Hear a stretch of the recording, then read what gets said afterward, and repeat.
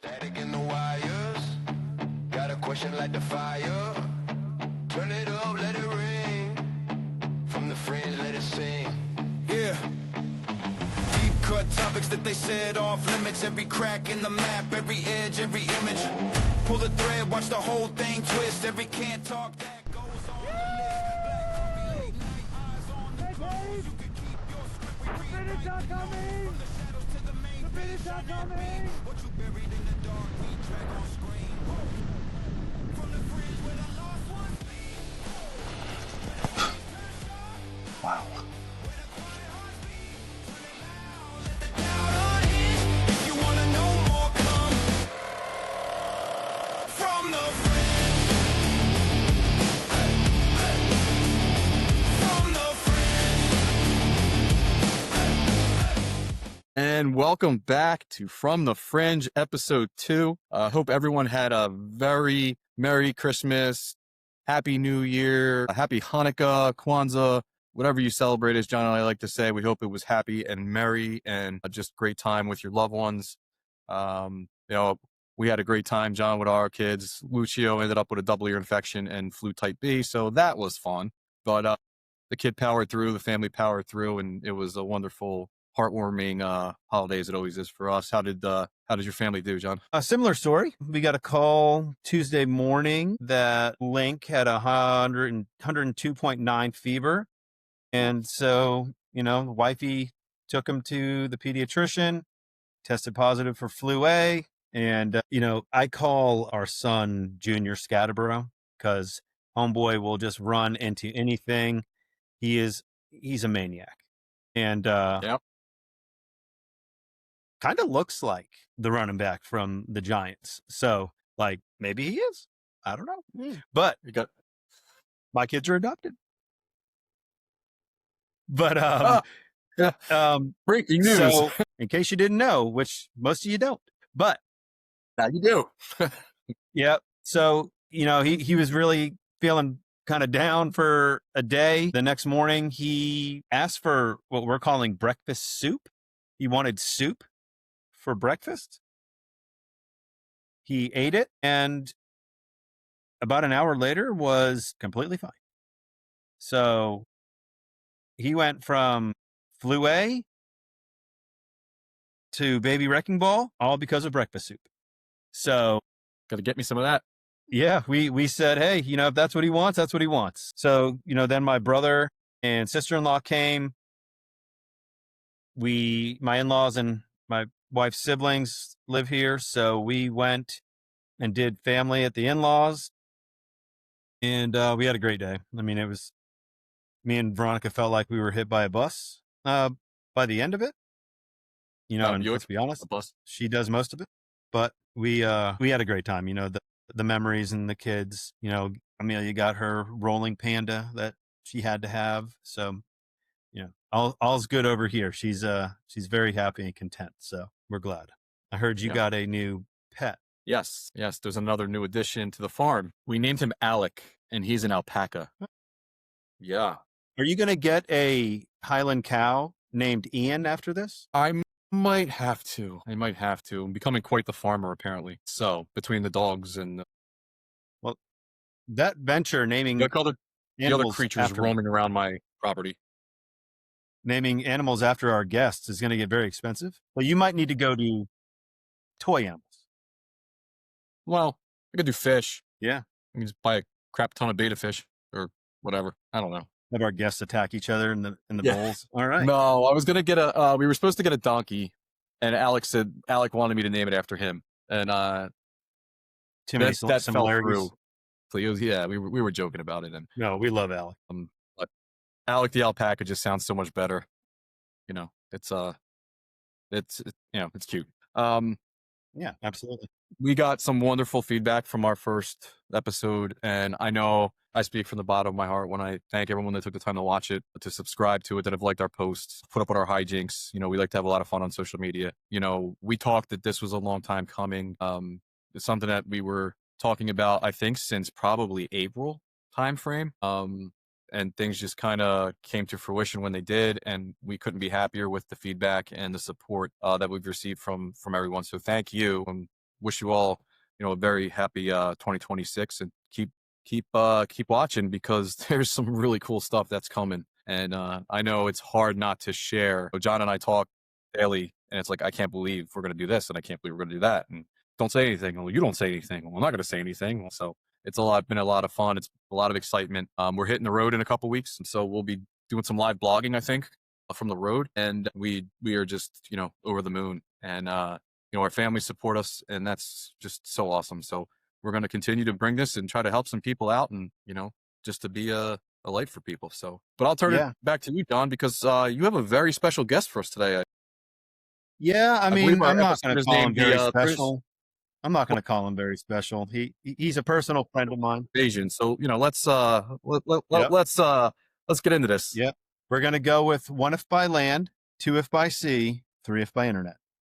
But I think it's option 3. Yeah. My buddy Ian Steele, a really good friend of mine. We'll probably go over how we met, and because I was friends with his wife before I met Ian. So no, we were friends. Her roommate worked for me in Gainesville. But yeah, Ian's a great golfer. He's a great guy. He's from the UK, so girls love his accent, guys hate it. So we will bring him over, because I'm afraid I'll start spilling the beans if I talk about the other stuff. And there he is, the man. Good evening. The myth. That's enough. The legend. No, you don't have to say that. That didn't taste good. But so Ian, we kind of talked about just that you and I were friends, so it's not like this is our first meeting, our first encounter. Far from it. Far from it.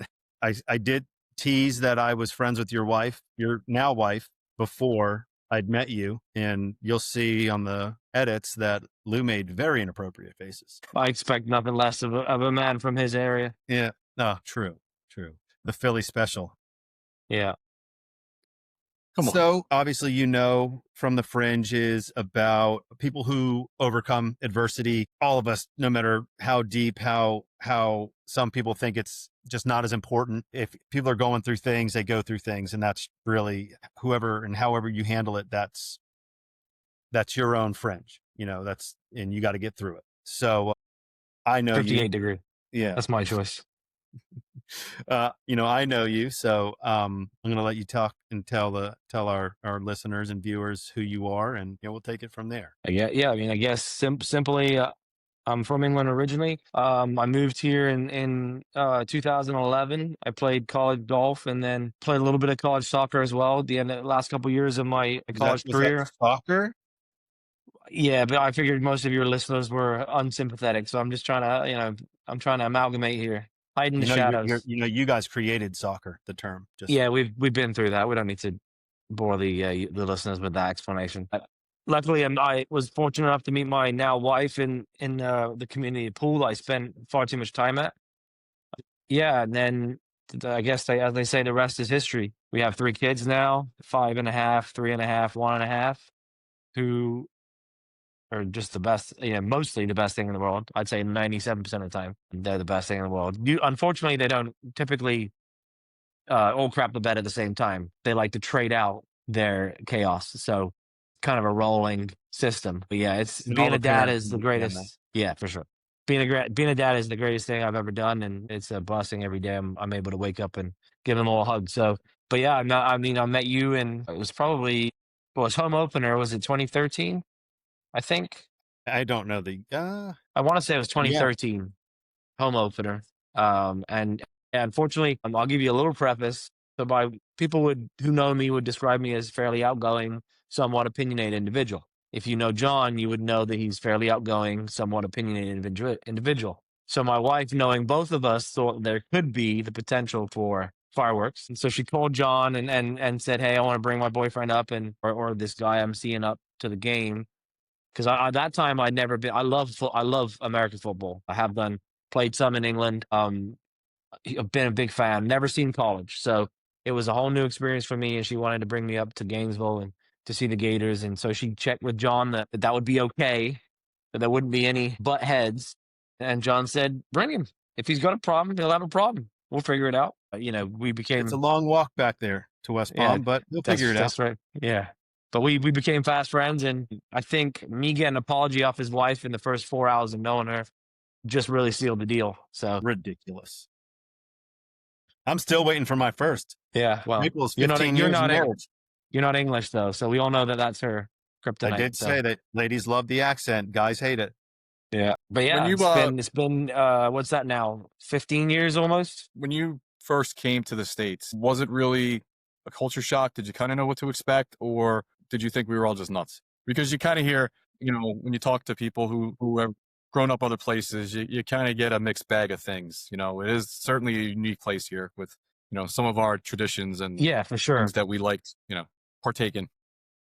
So look, a little preface on how I got here. Honestly, is it was a bit of a whirlwind. I went to a college, not a university, but a college in England, and I played golf there. And I made a really good friend, Lizzie, who John knows well, who she was in my wedding also. And she came first. She came to Long Island University on a scholarship, and she was D1 and so on. And she came a year before me, and she said, "Ian, you need to come to America. You're gonna love it."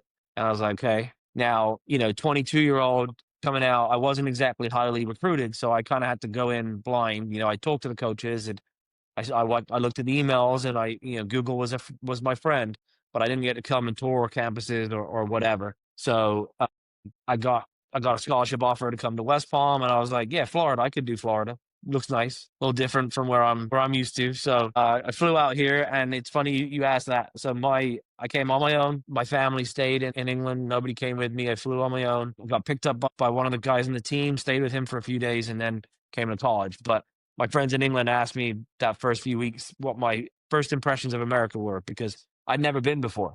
I'd never even come to Disney to visit, and I was like, everything's bigger. The roads are bigger, the portions are bigger, the cars are bigger, the Austins are bigger. Everything is bigger. Like it's crazy. So, and just for, Give it up, GMO! seriously, I mean, like it was, I was like, whoa, okay. But so yeah, that was my first impressions were like, wow, it's larger I'm than not life. cutting this. I'm not cutting this. No, that's the funniest thing he's ever said. Not true. Vehemently incorrect, but we'll move on. That's amazing. But And yeah, true. so we came in, and luckily there was a few English people on the soccer team, so I was able to feel a little bit at home with them. But I will say, I mean, I'm sure you guys' experience at college was different than mine. So I came in, I had no car, I had no way to get around, because I don't know if you spent any time in South Florida, but public transport is non-existent. So my first semester was horrendous, super depressed, like stuck on campus 24/7, and wasn't sure if I was going to make it.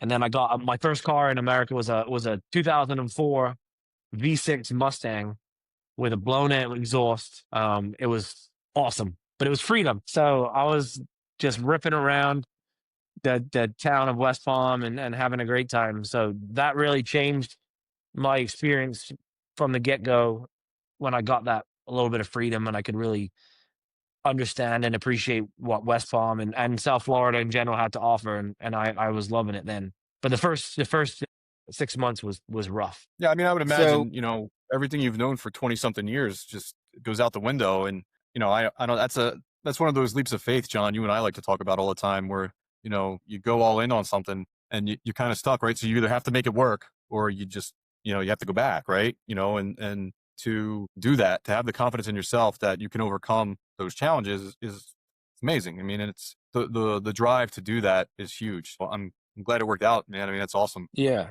Well, back wasn't I an don't know that option I for could do me that. because I wanted out of my town for a lot of reasons, but it's just a small town. Everybody knows your business, which is good and bad. And it just was like it's like a go nowhere town. And I was like, I got to get out of here. And my parents were not supportive at first, because it's a big thing, for them to like kind of let me go somewhere that they'd never been and so on. And, obviously I had scholarships, but it wasn't a full ride, unfortunately. So they did have an investment to put into me as well. So the time that it took me to convince them to get on board, it was a non-negotiable. Like there was no coming back. I was sticking it out, but I just had to figure out like how to get it done. Getting an American muscle, quote unquote, was the first step. And a little bit of English spite, because you were never going to let your mom and dad know that it didn't work for you. No, it was kind of my last, sort of last hurrah, really. You know, their last roll of the dice for me. And if it didn't work out, I was going to be at home. I had to go, go home, get a desk job, and do the things.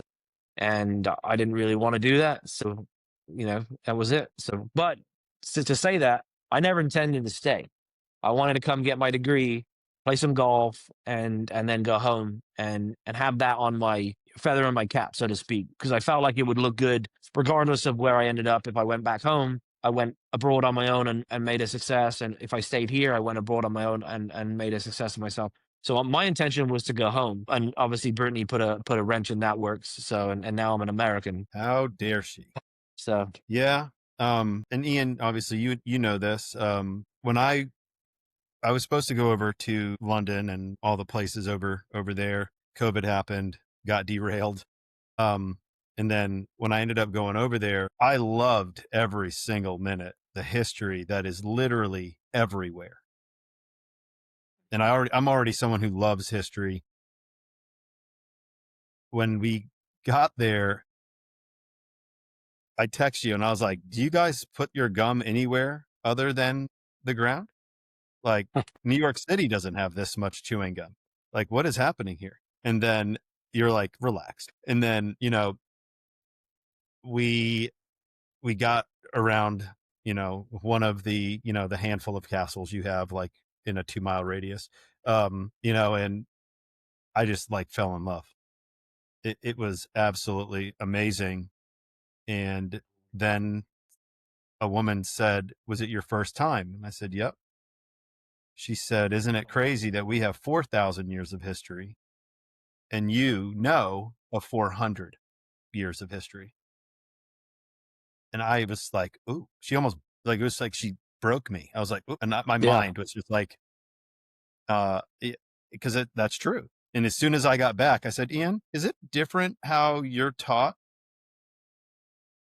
our history? And then you're like, yeah, they're treasonists. And I was like, because it's 100% different.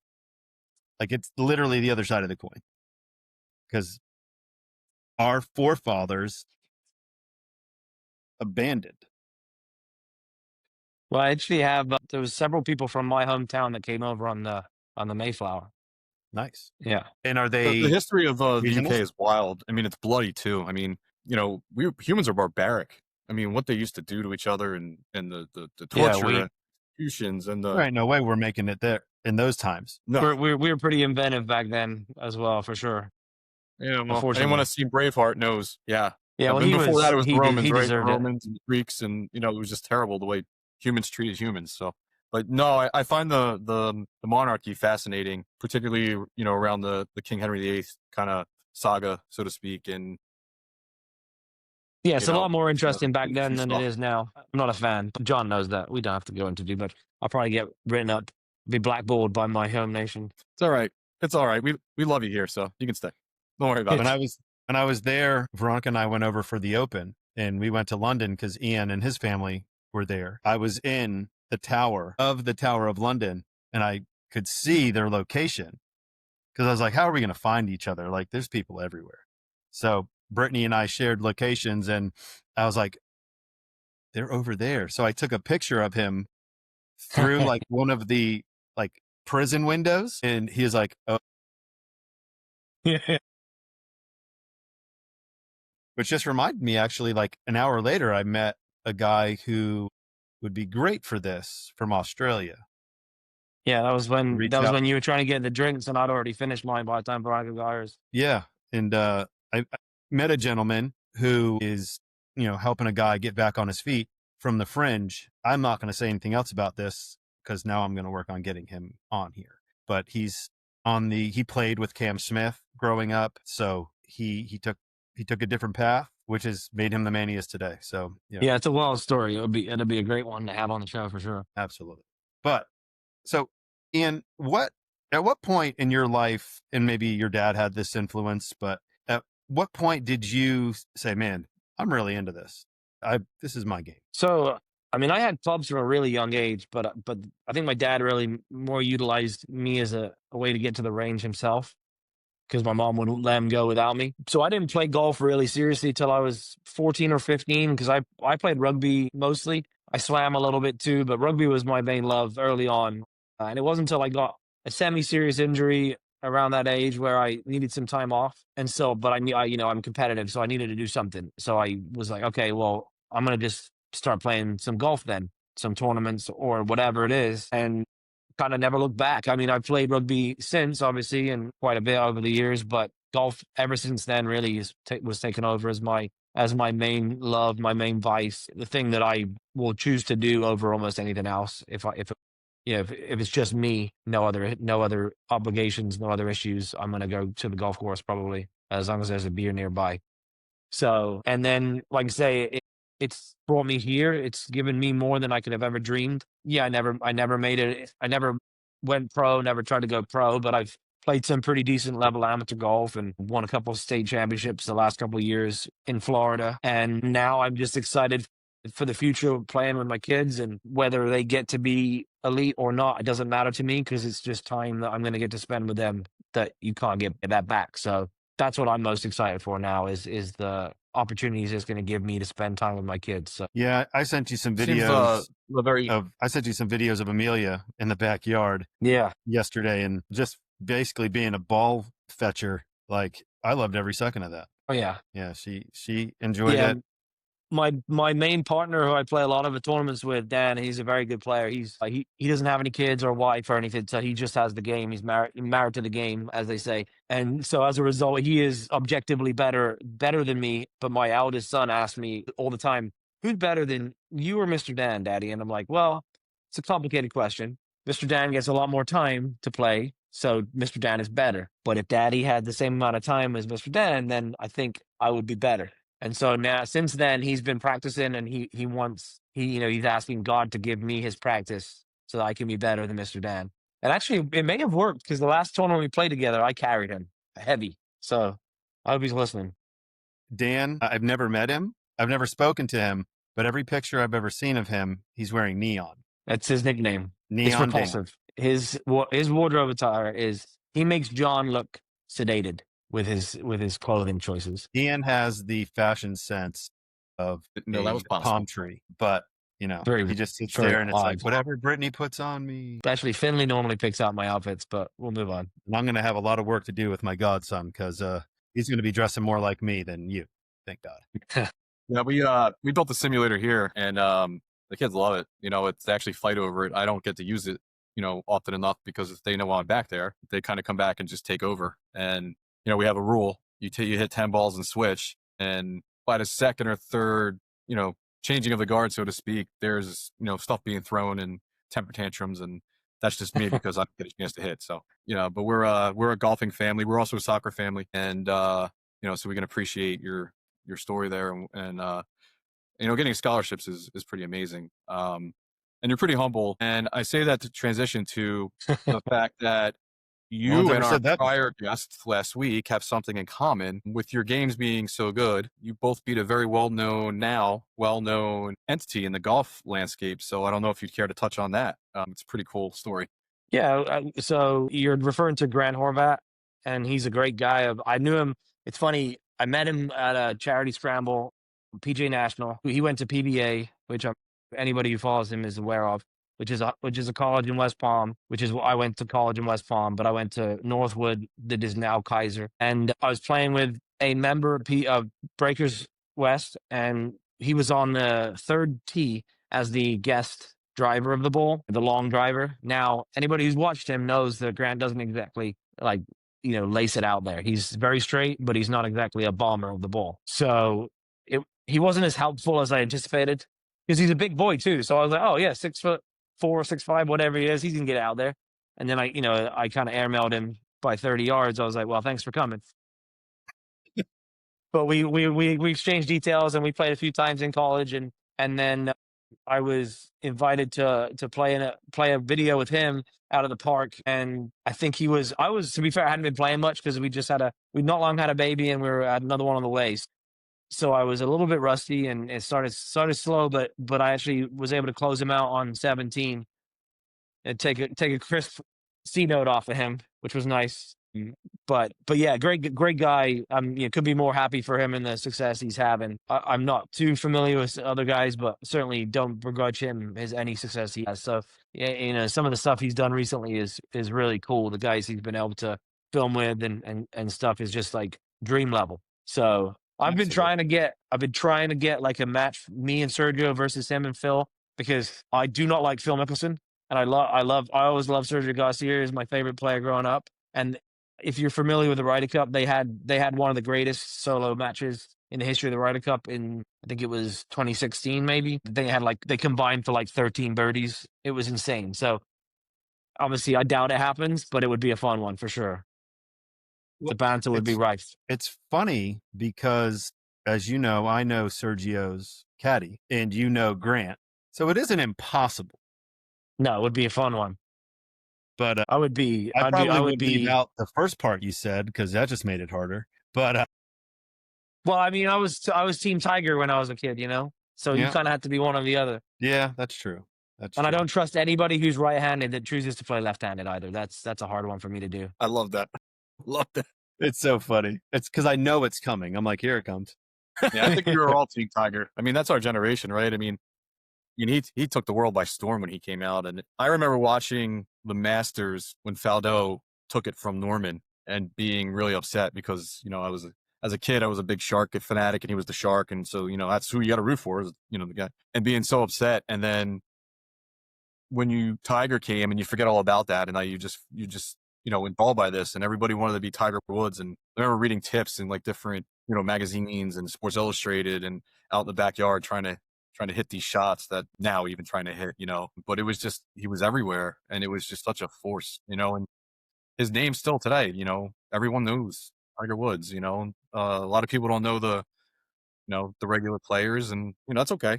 But everyone knows who Tiger Woods is. And yeah, no, he it was like a fever almost, and I remember just being wrapped up in it. And then Nike signed him and it was, it got even to a higher level, once he got with Nike. And, yeah, it was being alive for those years and watching and following that along was pretty awesome. Well, that's something I'm very happy for. Very, very happy to bring out Ian's favorite club. What's that? Your favorite club of all time? This guy's like a ADHD corgi. I can't. Yeah, I'm telling you. What's over there? It's the blue driver. Ian's favorite. God, gross. Hey, Annie, why you got colored golf, like Sharpie golf clubs for? Come on now. The least favorite thing they ever did was, now I love their Pro Combo irons that they made in something like 2008 were elite when Trevor Immelman was playing at his peak.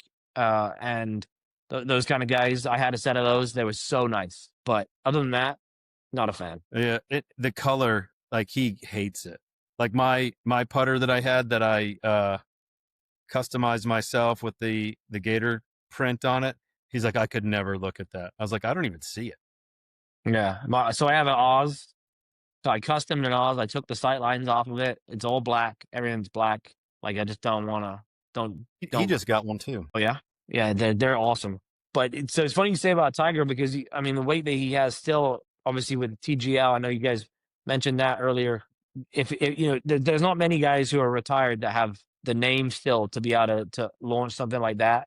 Obviously, Rory has some pull too, but the guys they drew in purely because of Tiger and Rory, mostly because of Tiger. And I know John knows, but so it was fun because that's in West Palm. Palm Beach Gardens is where it's based. And I was freelancing for the engineer who did all the underground utilities, so I got to see it built. And there's an interesting story about that structure that most people wouldn't know. So originally it was supposed to be a material dome, like a inflatable material dome. And I went on a hunting trip and came back, and the dome had deflated, and it was horrendous news. The crazy thing was supposedly it was only rated for a Cat 3 hurricane, which, if anybody knows anything about South Florida, is a waste of time because we only get 4s and 5s anyways. So it was like a recipe for disaster anyways. I could only imagine that thing flying across 95 at 137 miles an hour.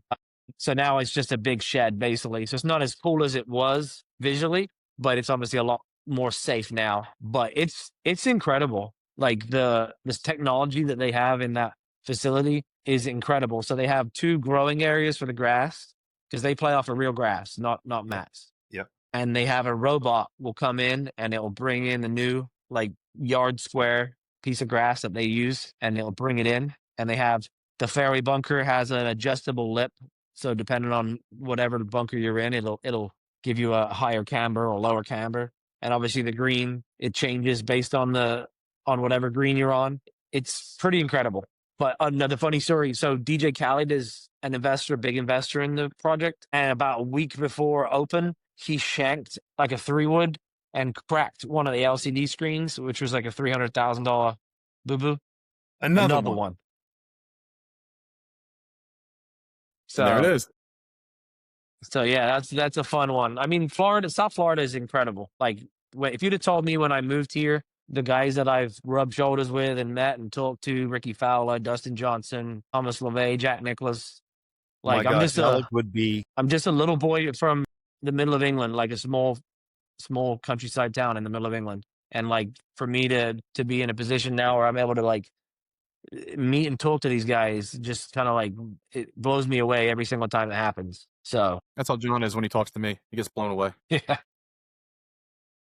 I think the timing for TGL, man, if it was 3 years sooner, I don't know that Live is what Live is, because I think you would have had a lot of those bigger names on TGL. Like Rom was on TGL, and then obviously he went to Live, so he backed out. I think it would be a lot different if a lot of the bigger names were there. I find it very interesting. It's definitely something to watch. It's not boring by any stretch of the imagination.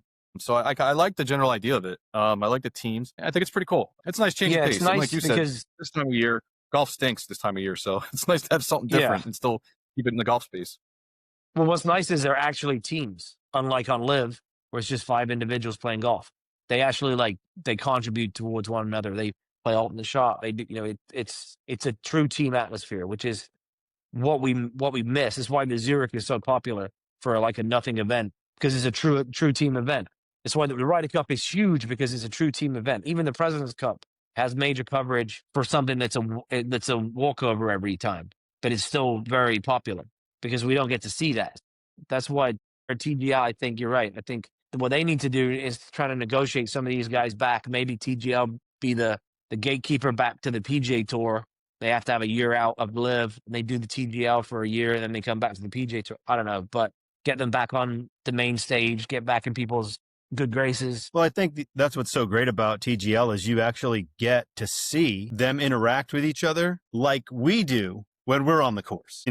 Granted, like Kisner shanked one out of that bunker, and they all are the same reaction from them was the same reaction we would have. Like, oh yeah, it's like you get to see them as human beings, because on the PGA, there's not a lot of there's not really any interaction. I mean, I know that's changing now with, the AirPod and, the on-course reporters and things. So you get to actually see the human side of these guys. I've always said this about Tiger. When he was younger and he would get fired up and he would do the fist pumps at the crowd, that was when Tiger was at his best. As he got older and, the injuries, and he would start, it was almost like he was shutting himself in to the course. Like, you're there, but you're not there. I feel like some of that, he's a fiery guy. He's not like a ho-hum type of person. Like, he gets fired up. Like, he uses his emotions a lot. And I always felt like he was so much better when he was getting involved with the crowd. But obviously with his level of celebrity, he has to stay away from the crowd because people don't make great decisions. So no, I think he knew his skill set was he didn't belong. I think, he knew in those events that he shouldn't have been there. He knew where he was at physically. And I think when you know that, like when I go out, if my back's killing me, it's hard to be focused. It's hard to, it's hard to stay, because you can't make the shots you want to make. You just get psyched out. And that's just my opinion. I just think he knew he was hurting. He hit it well, and he knew he wasn't himself. And it's hard to bring that energy, I think, when you're not yourself. And we see it every Sunday in the NFL. Like Josh Allen yesterday, they said, his foot was bothering him. You could see it, you could see it. It had an effect on him on the way he played. So, it's how everything transpired for him is obviously a shame. It's a lot of self-inflicted stuff that he did. And it's sad to see, but the one thing you can't take away of he changed the game forever, Yeah, no doubt. And a lasting impact. And kids today still want to be Tiger Woods. So, Well, God bless what was it? kudos Right to him. before Live, they incentivized giving the players more money. They had kind of basically, it was a popularity contest. I can't remember what it was called, but Yeah, it's PIP, I think. yeah, yes. I don't even know if Tiger played that season outside of the Hero, and he won. Yeah, he won like 9 by a million. landslide, and Phil was second. But it just goes to show, like, people want to see them. They still draw to the tour now with the Champions Tour and Tiger. I think tomorrow, I got to remember to wish him a happy birthday. But you could be the first. I could be the first. But he qualifies for the Champions Tour tomorrow. Yeah, he does. In the tour, he can use a cart. So there is a lot of talk that he might play a lot of Champion Tour events once he's as healthy as he can get. But I remember an interview with Xander, or was it Xander, that he said Tiger's the reason he doesn't have a cart. Like, he's too proud. He won't do it. Yeah. Remember when Phil went to... He did though. Yeah, that's different. Like, he's playing. Yeah, remember Phil went to the Champions Tour, and after 4 events he stopped, or something, 6 events, something like that. Yeah, he won 3 or 4 in a row. Yeah, he was like, this isn't even. Yeah, I think he's like not even a challenge. I think he's like 750 winning percentage. Like, right. Yeah, it was ridiculous. I think he won 3 or 4. Like, yeah. But the other thing about TGL is, we talked about the influencer space last week, and Roger Steele has his second. Like, they called him back. Not related, surprisingly enough. Yeah, I'm really surprised that disappointing. His dad doesn't claim you. I'm really surprised. I'm surprised Mr. Steele, who is a former police officer, and that's amazing. We love it and thank him for his service. If you watch YouTube golf, he does some stuff with his dad, which, not to get too deep into that, there's 3 people here that might have some issues there, but just to see it, and I know Ian and Lou feel the same way. That's what I want to have with my son. I want to have that relationship. I hope my son drags me around still to things, and because it's just beautiful to see it, man. We talk about, like, making it awkward now. Like, that's kind of a thing with me and Lou. Like, let's make it awkward. Like, people don't let people know how they feel. They don't let them know that they care about them. Like, me, I'll tell you, I don't care. All right, brother, love you. And the first one's always awkward. All right, love you. I love you, bye. And then, it's Brittany and Veronica. But did you guys just say I love you? Yes. But yeah, it's really cool to see. So definitely take a look at that. His dad said something like, the first time, okay, the second time is something like, it's like, because they want you there. So that means you made it. Like, you did something right. So, it's nice to see not just YouTube golf, like, see him actually get, like, he's basically the host of the entire thing. And nice. Yeah. So he was one of the ones I really like. So I watched the Internet Invitational, and there's a few there that I didn't really know before that, like Chaz. Yeah, love that. He's guy. incredible. Like, his energy was awesome. His game is stellar. He was a lot of fun. He's who you want to play with. Like, you can't be upset with him there. No, he was great. Brad Dahlke was a breath of fresh air. I think he was. Couldn't be more happy. Obviously, Beef, rest in peace. He was a character as well. And I'm familiar with the Bryan brothers. I've watched some of their stuff, so that I was pleased for them. And Bob Does Sports. I'm not really watching like that, so I didn't know who Jet was, but he was hilarious too. So it was great. And Roger getting to where he did, I think the right people got the right amount of exposure, and I think it's, some of the guys didn't go so far, but they didn't need it, if that makes sense. So I think the right people made it further in. They really, like, pushed them forward, and I'm kind of excited to see the next one. So apparently they might be up in the pot to 10 million, which 10 million would be crazy. Well, and did you see what I thought was amazing is, like, most of them, and like you said, I've never seen some of them. Like, I had no idea who they were, but a lot, they're there for a reason. Yeah, even, of course. and obviously they make money doing it. Paige, Gabby, anybody good, they get paid, they make money, they live a great life doing that, and amazing. All the props to them. What I thought was the best was when they said, hey, why don't we just split the pot? You won 20 grand, I won 4, you won this, you won that. Yeah, for the skins. Yeah, I like Yeah. that too. I thought it was absolutely amazing because that's what a human does. And the fact that to a man, all of them refused the annies. Like, was there 2 or 3? Yeah. Like Bubby was phenomenal. George, obviously Brian was the same way. They were like, no, we're good. We made enough money today. Well, let's move it on. So Yeah, but then you I got like that. FP who's like, whoa, 100 grand? I don't know. I think I'm gonna win. But and I hate to say it like this, but not one of them needs 100. No, they're all doing pretty good. Yeah, they're all doing pretty good. Yeah, So, well, except for the Duke, but what a character he was, by the way. Yeah, the Duke. But I'd seen him before. I thought it was a joke. Like I thought it was like a reel.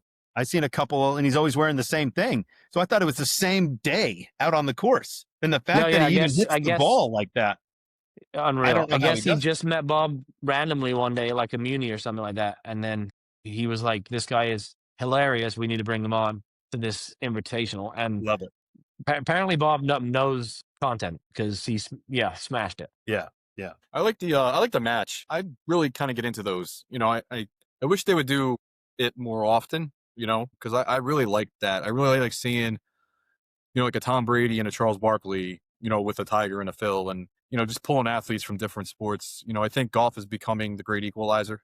One of our friends is very heavy in the soccer space, and he tells us all the time about really famous soccer players that like to play golf, and retired basketball players play golf. I mean, look at Michael Jordan. All the guys he played with play golf, and everybody plays golf. Baseball players, football players. It's hockey players. Look at Kevin Hart. When you get kicked out of the playoffs, it's get the golf clubs ready.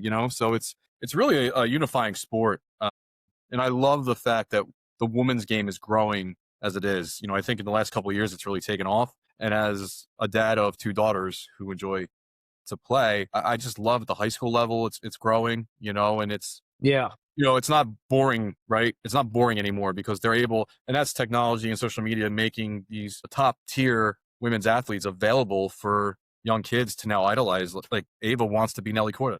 And she said to me the other day, she goes, "Daddy, if I practice, will I be better than you?" And I'm like, "You're better than me now."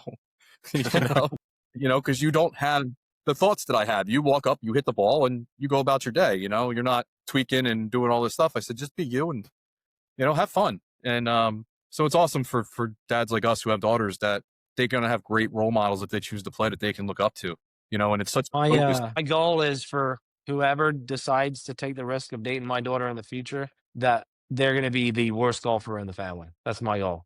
The number 5 of 5. I like that. I like that. I hope that comes true for you.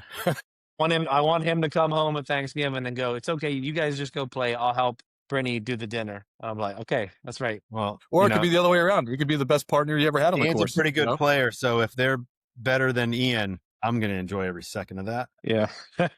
Me too, buddy. I want them to be better than me. But,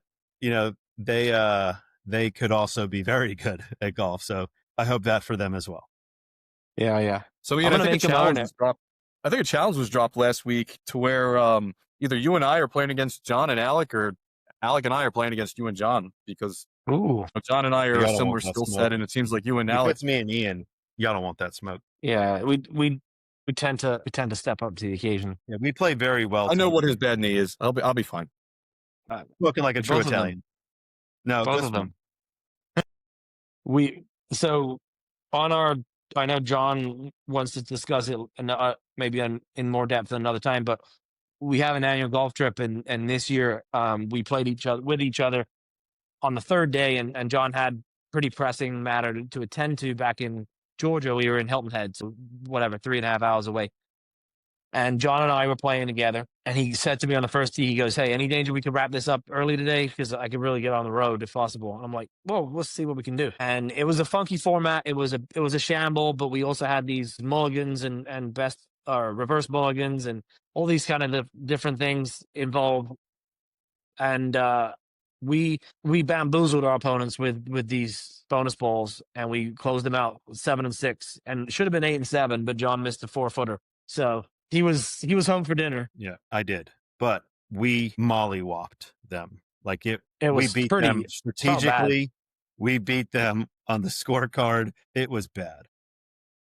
And I think we were all square through or one up through 4. So it was tight to start with. And then we played this basically Uno reverse card on them on the 5th hole. And they just imploded. They had no idea what they're doing. And then they went deep into their bong, and then it was gone. So yeah. And then, I mean, it doesn't hurt that par 3s, Ian and I are both putting it close. And then they're it got to the point where we were like, Neil, don't use this here. It doesn't. We were doing it for him. Yeah. We're putting for birdie. You're chipping for bogey. No, it doesn't help you. Okay.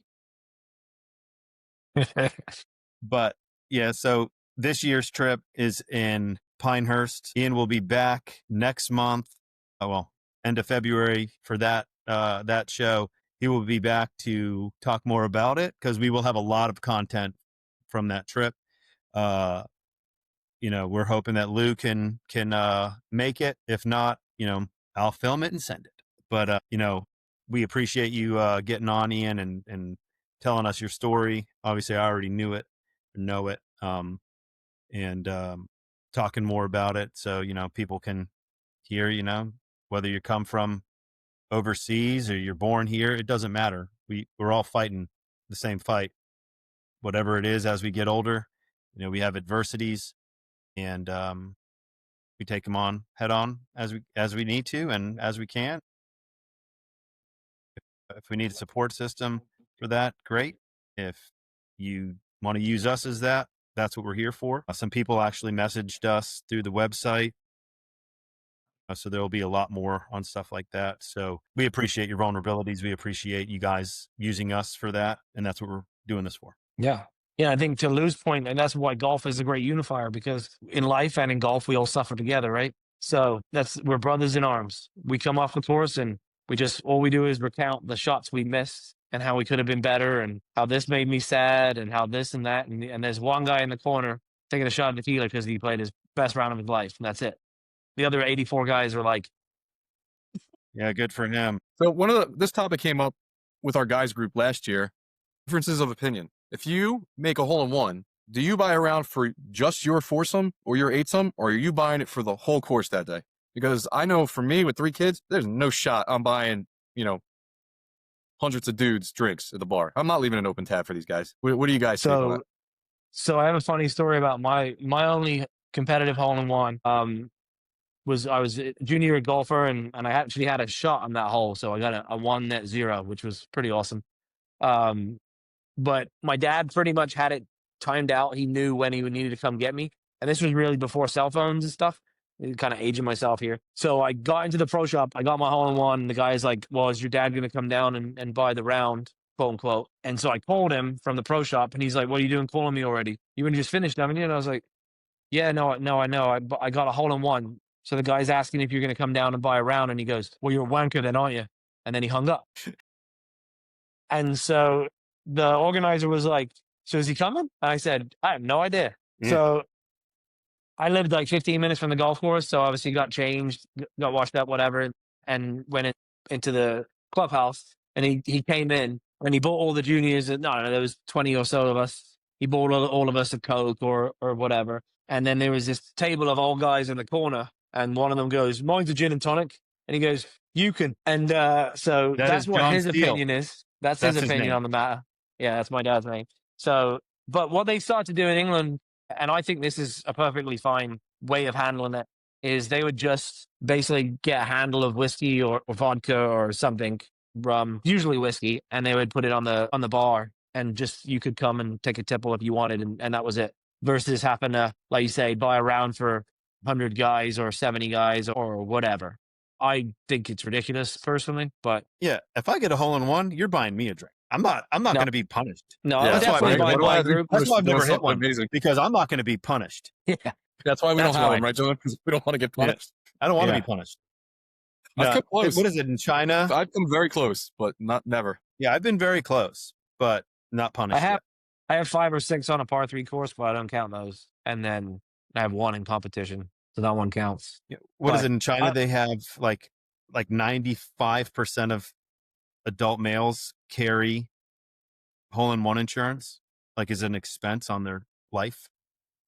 Because if you make a hole-in-one, you make a claim to pay for all the drinks because they pay for Well, the no, entire in Asia, it's not. They have to buy gifts. It's gifts. not That's what it is. drinks. It's Yeah. like an expensive gift, like a watch or Yeah, and something. it's like real insurance. Like it's Yeah, Like we have for Like the like $1 tournaments. million. You're giving away a car at a hole in one. like You buy you get in buy a the car insurance. accident, and you make a claim. Yeah. And But no, I would I buy got it for my group. I got 2 gifts right here that Maybe- I'd be happy to give out. What a game! What a game! Yeah, like if I was our guys trip, I'd buy a handle of Blanton's or something and tell everybody to take a sip. There's no such And thing then- as a handle of Blanton's. That's how you know he does not drink whiskey. Yeah, whatever. Whiskey's for alcoholics and Scottish people. Oh wait, that's the same thing. Same thing. But all right. No, I mean, again, we So appreciate John's you. on the red team, right? You're on the red team I'm on this the year, red John? team. Yeah, he's All a right. turncoat this year. Everybody who knows me knows I love blue. I may have had an episode Or against two. some red. He one abandoned time. us. And this year, the team I was chosen on is the red team. So I'm going to make red great again. And I'm ready if you get it. So And you're let's playing. do it. You're playing Pot Hill, Tallamore, Tobacco Road, and what was the fourth? And Mid South. Mid South. And Mid-South. Very cool. Yeah, very cool. And Great Yeah, courses. All great I'm courses. excited. Tuesday, we're going to I try like to play Tallamore. the cradle. I really did. Cradle. I Yeah, like Tallamore's Tallamore. amazing. I enjoyed it. I enjoyed like it a lot. Mid-South, I like too. that finishing hole too. Yeah, Mid South was great. Mid-South is great, and you will be able to bomb it around there. But the finishing 3 holes, you better know the yardages. And I know you pay attention to that stuff, but Great it finishing holes. is Great finishing holes. awesome. The back 9 or the 15 through 18, you like 15 you can go driver, but it's just a downhill dogleg left, water on the left, the green is on the water, so like you want to go for it to go, but you will pay if you miss. I did. I didn't.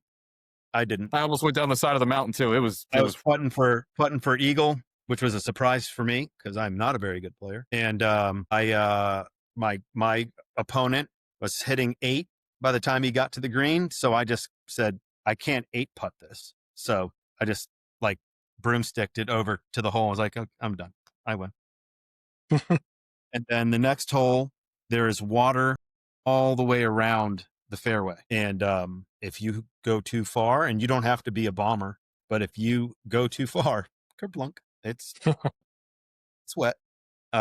Actually, our buddy Will was in a very close match, and Will is a semi-retired tour caddy, and he'd given me a bad read earlier in the day. And he's like, "Do not hit driver."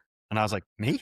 And he's like, "Do not hit driver." I said, "Okay." So I hit 3-wood, and I crushed it, but dead center of the fairway.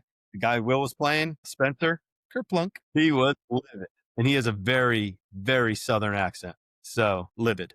But The finishing hole there is Yeah. great too. 18's a great hole. and then 18 I is was- another one where you think you, but I it had doesn't tied the look. match on 17. So 18, I went 7-wood off the tee to be safe. And the guy I was playing put his driver in the water. And then I hit 7-wood again to the back of the green and 2-putted. Got out of there with the win. But it's a great finishing hole. Beautiful, beautiful course. Before we let you go, Ian, what's in the bag? What's your weapons of choice? Well, I was lucky enough to kind of revamp the game, the bag, but sort of beginning of last season before my buddy Dom got out of the business officially. So I got the GT2 driver, which I'm a big fan of. I have an old Callaway, was it Rogue STLS 3-wood? I have a sort of a Frankenstein 5-wood. It's more of a 6-wood. I've cut it down, I tipped it 1/2 inch, and I have it lofted up 1.5 degrees. I have a bunch of lead tape on the toe because it likes to hook.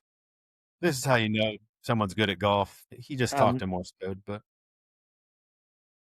And then I have T200s in 4 and 5 iron, and I have T150s 6 through pitch and wedge, and with the Project XLS or no LZ shafts 6.5s. So those I like a lot.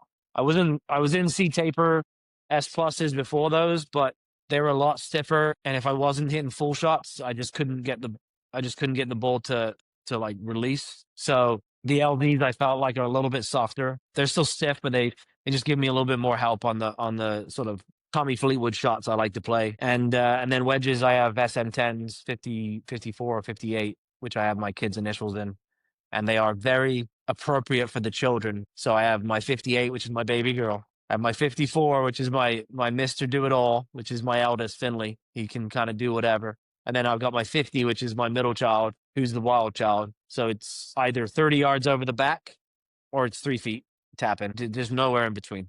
So it depends on how he's behaving on the day. And then, That is I him got to a T. That is I literally. got a lab. I got a lab alls 0.1. I have it 75-degree lie angle. And I have it all blacked out. I don't have any sight lines. And when we get the pleasure of playing, you'll see I putt in a very unique way. I kind of have it. I used to have a Spider Tour black, like the one I got John for his birthday. And I spent about 3.5 hours one day in Edwin Watts with my buddy Dom trying to figure out. So I kind of putt left hand, well, not really left hand low. I kind of put like thumbs together, a little bit left hand low. And then I have the shaft leans up into my forearm. So it needs to be a little bit upright and it needs a little bit more loft because I forward press. So I spent 3.5 hours figuring out what loft and lie I needed. And then I put a bunch of lead tape on the bottom and counterbalanced it. And then I basically tried to copy that through to the lab. And I've really been happy with the change with the putter since I made the shift. I haven't noticed it on good days. It's the same. But on bad days, if I'm not quite hitting center face, I feel like I have a better shot of holding those 5 to 10 footers that are really the ones that keep your round ticking. Make the score. Yeah. I Whether mean, it be a zero birdie or a torque is par. it's the it thing now. I mean, that's taking the game by storm. You know that and the new driver releases that are coming out every year. Oh, it's every year. It's a new driver, it's a new driver. So, but Ian, it's a fascinating story. You know, it's like I said, it takes a lot to come to a strange place. You know, you leave behind everything you've known for your whole life and to try to fit in and start over and be successful. And you've done more than be successful. You know, you're raising your family here, your wife's here, you know, you've a productive member of society. You did it the right way. You know, our news all the time is, what do we do with people that come here the wrong way? And I know from working in, you know, the casino industry where I was for a long time, I met a lot of people of many different backgrounds that, you know, came here the right way and spent a lot of money to get here the right way and do things the right way. And, you know, it's unfortunate that the news every day is, you know, people being removed who did not come here the correct way. And, you know, they're coming here because where they are isn't good, right? And it's a sad thing. But when you see someone do things the right way and make the most of it, it's something that should be applauded. So, you know, obviously, congratulations to you on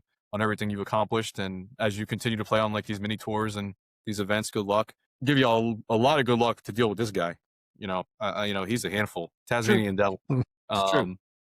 But he's obviously a great friend to have. You know, he speaks very highly of you, and You're not supposed to tell him somebody that we need that person in our life to tell it to us straight, and he certainly does. So, and I really appreciate that. For sure. So that's awesome. Your friendship's awesome, and I look forward to either being with you guys in Pinehurst or getting some really cool videos, and then having you back on after to talk about it. Yeah, no, I'm excited. Thanks for having me. Yeah, no, it's been my pleasure. You know, obviously meeting with you and talking with you. I think a couple weeks ago we got to chat, and it was really cool. So thanks for supporting us, John. You okay? Of course. Yeah, and we'll show off the winners. Do what? No, I said, are you okay? We'll show off the winning captain's trophy, which is our version of a green jacket, which I own and is right over there. Ian, I'll go into this more after the show, but I just found out that I am a captain again. Well, I'll be. Sounds like you boys need to have a little conversation. But all right, guys. Yeah, it violates the rules we set in place. But again, we appreciate everybody tuning in, and we will do our best to start getting this thing under an hour. Me and Lou tend to text each other and say we need to wrap it up. And that was 20 minutes ago. So we appreciate it. Thank you guys for everything. Brittany, thank you for allowing Ian to do this and for everything else you allow him to do. So, and if you donated to the RMD2 Scholarship Foundation for the putter raffle. Stay tuned. We will be drawing that shortly. So if you did donate on behalf of my family, thank you for helping honor my cousin's memory and his legacy. And good luck to everyone. And we'll see you in 2 weeks. And like I said, we'll be on the road, so it should be a fun show. Yeah. Happy New Year. Stay safe. We'll see you guys soon.